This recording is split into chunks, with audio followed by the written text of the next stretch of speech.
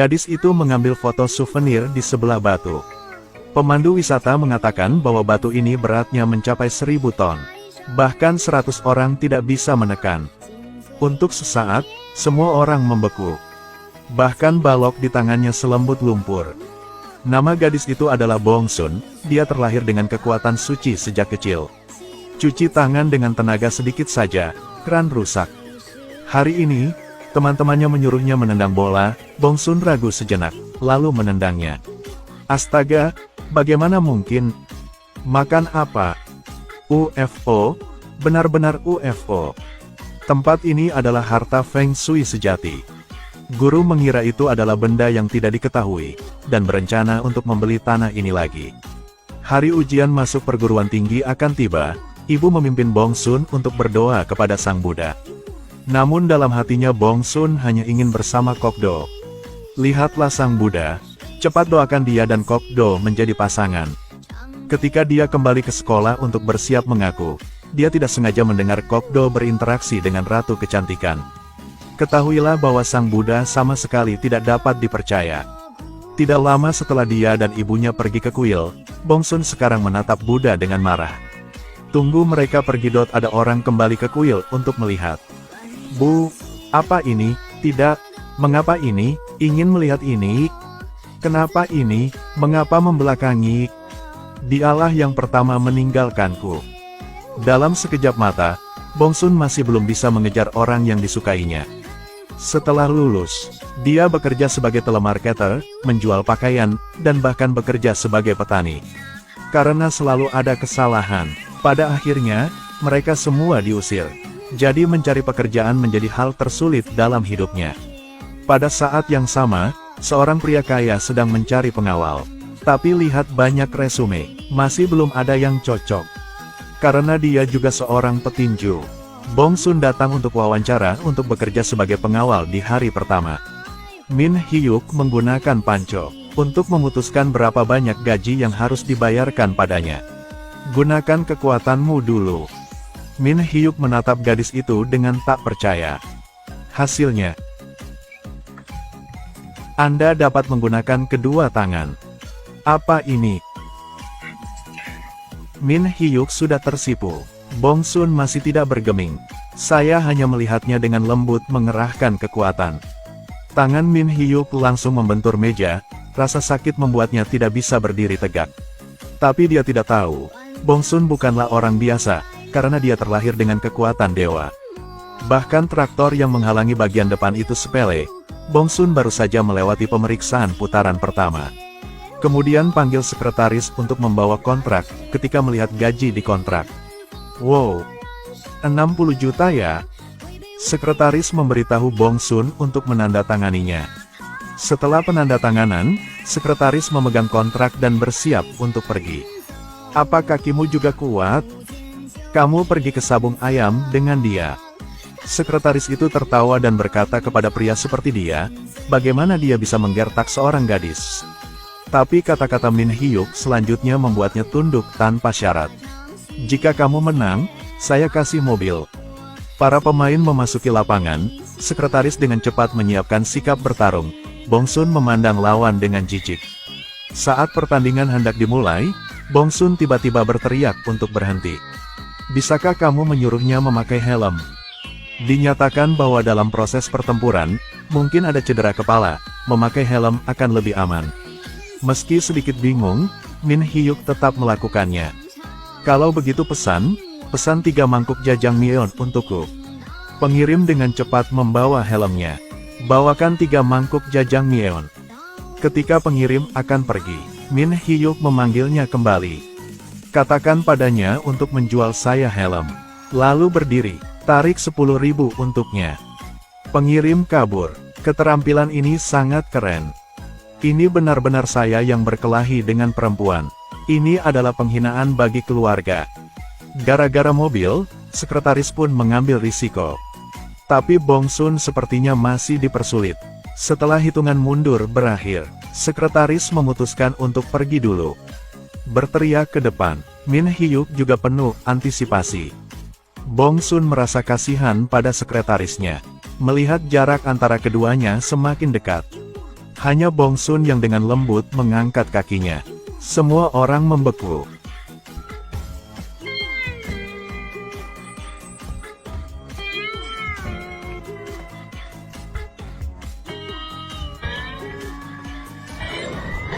Ada lubang besar di dinding. Sekretaris itu juga pingsan. Melihat ini, mereka bergegas. Setelah beberapa saat, saya menyadari bahwa itu bukanlah penyebab pembunuhan. Mereka hanya menghela nafas lega. Orang cabul ini perlahan melepas baju gadis itu. Kemudian mengganti gaun pengantin putihnya. Lihatlah gadis di depanmu, untuk menjadikannya pengantinnya. Lalu pergi ke tepi meja. Ambil sesuatu yang mengandung cairan yang tidak diketahui. Disuntikkan ke tubuh gadis itu. Lalu ambil handuk bersih untuk menyembunyikan darah di tangan gadis itu. Lihat wajah menakutkan ini. Gadis itu berteriak ketakutan. Kamu adalah pengantin pertamaku. Mohon maafkan saya. Apa yang kamu bicarakan? Saya berkata kemudian saya menyelamatkannya saat kau masih sekarat, pantas mati. Gadis yang ketakutan itu segera terdiam. Lalu angkat kamera, katakan pada gadis itu untuk tertawa. Senyum untuk saya. Setelah mengambil gambar, gantungkan foto seorang gadis di dinding. Sekarang dia kehilangan 6 pengantin lagi, karena dia ingin mencari 7 istri untuk dirinya sendiri. Dia dengan cepat mengidentifikasi pengantin kedua, gadis peminum bir yang makan barbecue. Setelah makan, gadis itu malah mencari supir. Saya pengemudi untuk Anda. Dia juga tidak terlalu memikirkannya. Segera serahkan kunci ke lawan. Jadi mereka berdua masuk ke dalam mobil. Saat mobil melaju ke tengah jalan, gadis itu bangun dan menoleh. Mama. Dia panik dan membuka pintu mobil. Tapi pintu sudah dikunci olehnya. Dia berteriak untuk menghentikan mobil, tetapi tidak menyangka pria itu akan menghentikan mobil. Bahkan membuka pintu mobil, gadis itu tidak mengatakan apa-apa, membuka pintu mobil dan berlari keluar.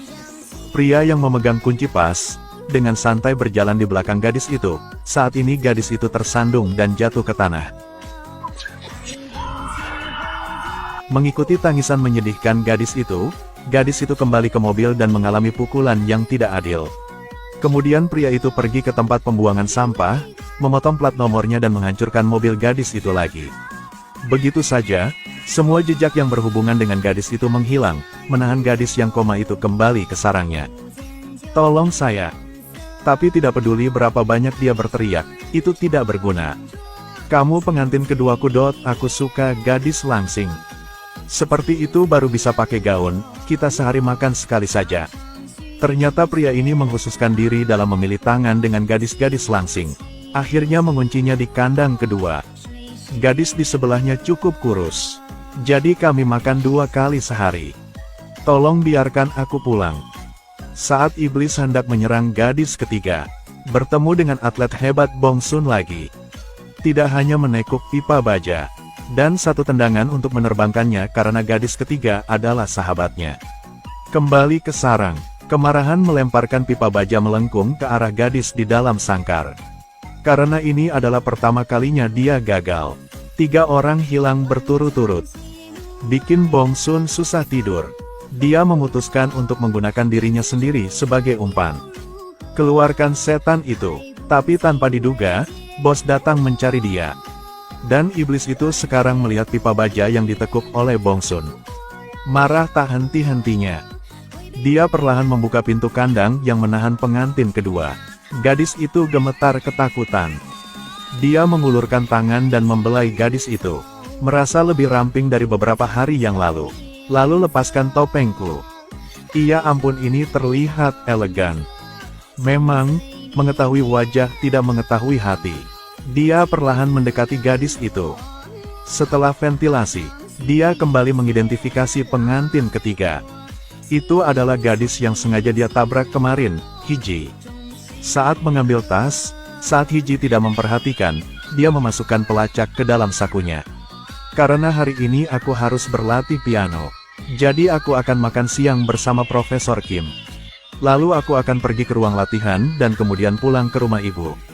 Setelah mengetahui keberadaan Hiji, dia sekali lagi tunggu. Tidak lama kemudian Hiji mengeluarkan piano. Lihat target muncul. Dia tersenyum jahat. Ikuti dia sampai malam. Tidak tahu, daerah sekitarnya penuh dengan polisi. Hiji juga menemukan bahwa seseorang mengikutinya. Semakin cepat dia berlari. Polisi juga mengidentifikasi target, mulai mencoba menangkap.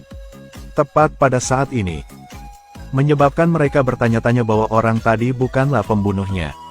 Pembunuhnya sekarang telah mengubah targetnya menjadi gadis lain.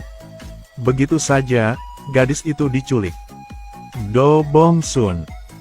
Ternyata gadis ini adalah sahabat Bong Sun, Kyung Sim. Terakhir kali, berkat Bong Sun membantu Kyung Sim, dia beruntung bisa melarikan diri. Kali ini dia ditangkap, itu untuk balas dendam pada Bong Sun. Kyung Sim berlutut, terus-menerus memohon agar si pembunuh memaafkannya. Bicara sedikit lebih rendah hati lagi. Pada saat yang sama, Bong Sun mengirimkan pesan ratapan hari ini ke Kyung Sim. Hasil cepat mendapat balasan. Saya tidak tahu, telepon telah diambil oleh si pembunuh. Pesan tersebut juga dikirim oleh pelaku. Untuk mengetahui mengapa Bong Sun begitu sehat, sengaja berbicara tentang kekuatannya. Tidak menyangka Bong Sun akan menceritakan sebuah rahasia. Diri sendiri tidak dapat menyakiti orang yang tidak bersalah, atau kekuatan akan hilang. Hingga keesokan harinya, saat Bong Sun mengirim pesan lagi. Hai Bong Sun. Ini membuat Bong Sun merasa aneh. Karena sahabatku selalu memanggilku Bong Bong. Dia curiga dia menelepon, tetapi tidak ada yang menjawab. Karena untuk membuktikan jika Kyung Sim benar-benar terjadi. Apakah Dodo masih baik-baik saja di rumah? Ya, tidak apa-apa di rumah. Iya Tuhan. Karena tahun lalu Dodo meninggal. Pembunuhnya juga menemukan bahwa dia mungkin telah diekspos. Pastinya jangan berpura-pura lagi. Telepon Bong Sun berdering lagi. Itu adalah video. Setelah dibuka adalah adegan di mana teman dekat Kyung Sim diculik. Kyung Sim, kamu jangan datang, mengerti? Bong Sun jangan kesini. Dia harus mengandalkan kekuatannya sendiri untuk menyelamatkan. Jika kamu memanggil polisi, temanmu akan mati. Lihat, saya ingin kamu meminta maaf kepada saya secara pribadi. Melihat adegan tersebut, membuat Bong Sun hampir pingsan karena Kyung Sim adalah sahabatnya. Keesokan paginya, Bong Sun datang sendirian ke tempat pembuangan sampah. Menghadap mobil di jalannya. Kemudian adegan ini terlihat jelas oleh si pelaku. Apa-apaan itu?